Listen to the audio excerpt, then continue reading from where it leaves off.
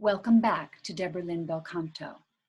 Remember to click, subscribe, and like if you do. Now, today I'd like to talk with you about nasality, all right? I just got a question from one of my YouTube followers that asked me this question about what causes nasality. Now, fundamentally in classical voice, we think about nasality being a direct reaction to what we'll call a collapsed soft palate.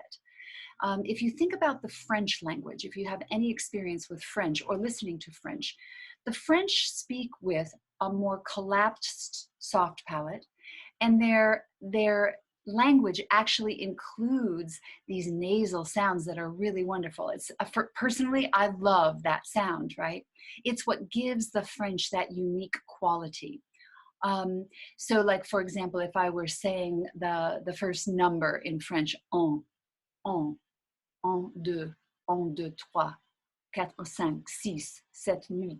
So it's got a sense of that nasal production in the language, all right?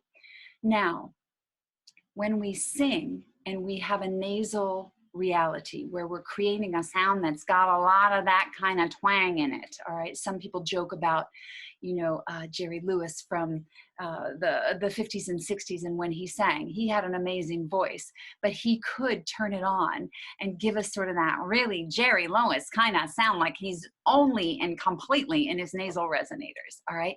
So it is possible to have a collapsed soft palate and have the air, if you're using air mechanics of flow, having the air kind of go into the nasal passages and kind of getting stuck there.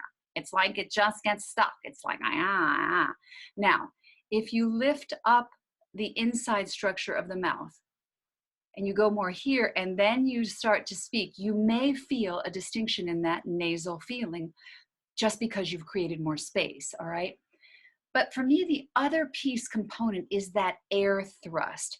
As soon as we start trying to push the sound or put the sound, make the sound go to our face, make the sound go into our nasal resonators, we're going to start to have some of this quality of twang show up in our sound. So how do we fix that? Now, in the work we've done so far, we've talked about the point of suspension being the inside space, the pharyngeal walls pulling into position. All right, there you are. You can see I open up. My facial engagement goes up slightly, and you notice that my voice has a clarity to it. So what you want to do when you're playing around with this is go ahead and close everything down so that you can kind of feel the vibration going right, like if you got a bad cold, right here. All right, now we're going to open everything up.